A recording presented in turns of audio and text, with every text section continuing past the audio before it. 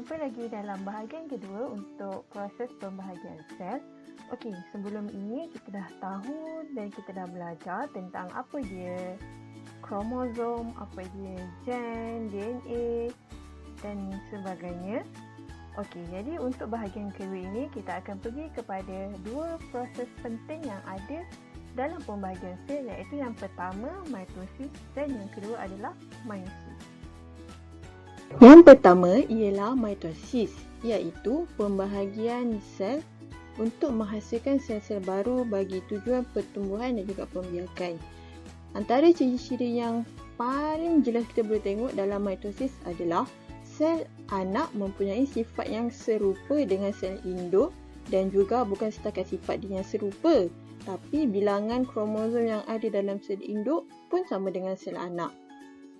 Dan untuk mitosis ni dia berlaku dalam sel soma manusia dan juga haiwan, manakala untuk tumbuhan berlaku di hujung pucuk dan juga di hujung akar. Dalam mitosis, proses pembahagian sel membentuk dua sel anak yang seiras.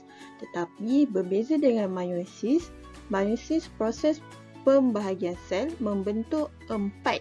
Okey, ingat 4 sel anak yang tidak seiras. Okey. Dan juga dalam 4 sel anak yang ada dekat dalam meiosis ni, setiap satu mempunyai bilangan kromosom separuh daripada sel induk. Untuk mitosis, proses pembahagian sel berlaku dalam sel soma, manakala untuk meiosis berlaku dalam organ pembiakan untuk menghasilkan gamet bagi pembiakan seks. Okay, seperti contoh untuk manusia, meiosis berlaku dalam testis lelaki dan juga ovari perempuan. Satu lagi perkara penting yang perlu anda ingat, dalam meiosis wujudnya proses pindah silang yang mana proses ini tak wujud pun dalam mitosis. Jadi, apakah hasil yang berlaku daripada proses ini? Hasilnya adalah menyebabkan variasi genetik melalui proses pindah silang ini. Sekarang kita akan lihat 4 tahap yang ada dalam mitosis, iaitu yang pertama adalah profasa. Dalam profasa, kromosom akan mula menebal dan jelas kelihatan. Kita dapat lihat kat situ setiap kromosom ni terdiri daripada 2 kromatik yang mana tengah-tengah tu dia bercantum pada sentroma, bulatan yang ada dekat tengah-tengah. Kemudian gentian gelendung mula terbentuk dan juga apa yang berlaku pada tahap ini, membran nukleus dan nukleolus mula terurai. Tahap kedua dalam mitosis adalah metafasa. Okey, dalam tahap ini, kromosom sudah tersusun di satah khatulistiwa dan gentian gelendung melekat pada sentroma. Okey, tahap ketiga dalam mitosis adalah anafasa, yang mana dalam anafasa, sentroma akan membahagi dua mengakibatkan setiap kromatik kembar tu, iaitu kromosom, terpisah dan bergerak ke kutub yang bertentangan.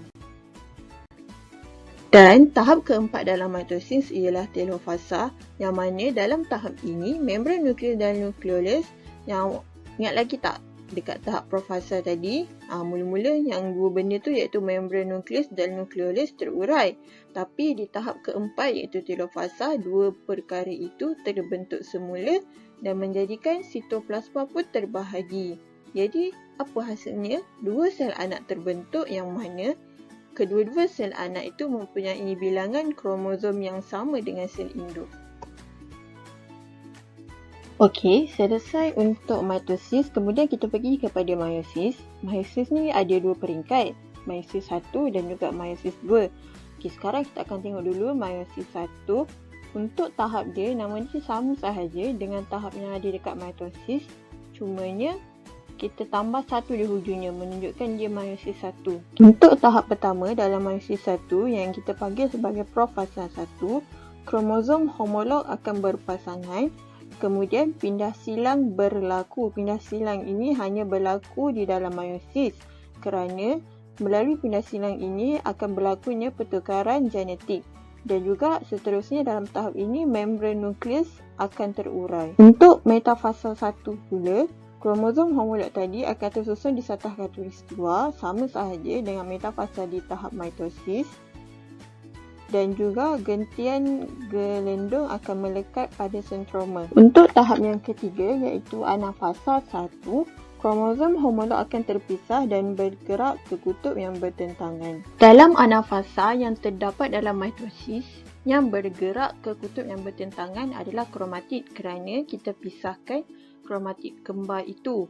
Tetapi di dalam anafasa 1 dalam meiosis ni, kita pisahkan pasangan kromosom. Jadi yang bergerak ke setiap kutub bertentangan adalah kromosom itu. Satu kromosom ke kutub ini, satu kromosom ke kutub yang bertentangan. Dan tahap terakhir dalam meiosis 1 iaitu telofasa 1 yang mana sitoplasma membahagi. Kita boleh lihat dalam gambar rajah itu, membran nukleus mula membentuk kembali, yang mana dekat profasa 1 tadi membran nukleus tu terurai, tetapi setelah diterbahagi kepada 2, jadi membran nukleus itu pun kembali terbentuk. Okey, kita bergerak kepada meiosis 2. Dalam meiosis 2, tahap pertama adalah profasa 2 yang mana gentian gelendung mula terbentuk dan membran nukleus akan terurai. Seterusnya, metafasa 2 yang mana di tahap ini kromosom akan tersusun di satah khatulistiwa dan gentian gelendung akan melekat pada sentroma. Okey, kalau ingat balik, sebenarnya metafasa 2 ni bersamaan dengan tahap metafasa yang ada dalam mitosis.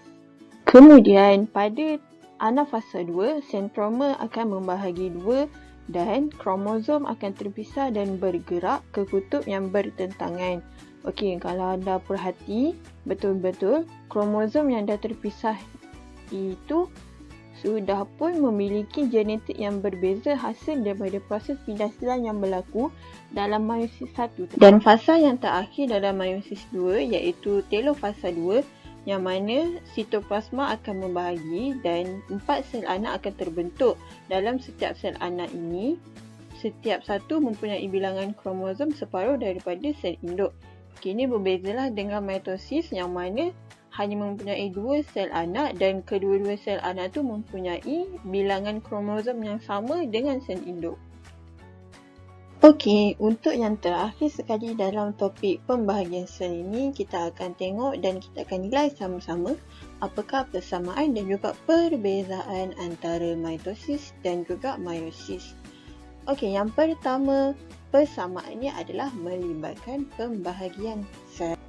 Perbezaan pertama antara mitosis dan meiosis adalah mitosis berlaku di sel soma manakala meiosis berlaku dalam organ pembiakan. Kenapa mitosis ni penting untuk kita?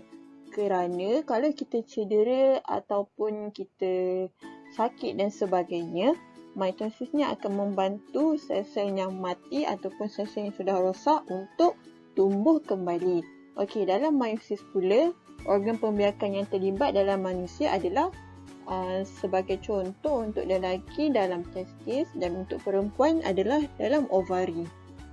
Perbezaan yang kedua adalah mitosis menghasilkan 2 sel anak manakala meiosis menghasilkan 4 sel anak. Seterusnya, dalam mitosis tidak berlaku proses pindah silang manakala dalam meiosis berlaku proses pindah silang. Jadi, proses ini telah menghasilkan mitosis mendapat sel anak yang seiras daripada segi genetik manakala berbeza dengan meiosis. Sel anak yang ada dalam meiosis adalah berbeza.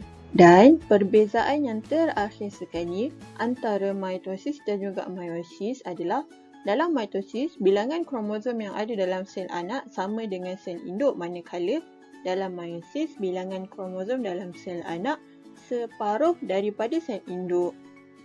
Okey, boleh lihat dekat bawah tu contohnya sel soma manusia mempunyai 46 kromosom manakala sel gamet manusia iaitu sel yang terlibat dalam meiosis mempunyai separuh iaitu 23 kromosom sahaja. Okey, baiklah itu sahaja untuk topik pembahagian sel. Kepada semua student, jangan lupa selepas ni buat sendiri nota awak untuk lebih memahami setiap proses yang ada mitosis, meiosis 1 dan meiosis 2. Kalau kita buat sendiri nota tu, kita akan lebih mudah faham dan kita akan lebih mudah untuk ingat. Okey, itu sahaja daripada saya. Jangan lupa tekan like, dan juga subscribe YouTube serta Facebook dan Instagram Pusat Tuition Serumpun. Bye semua!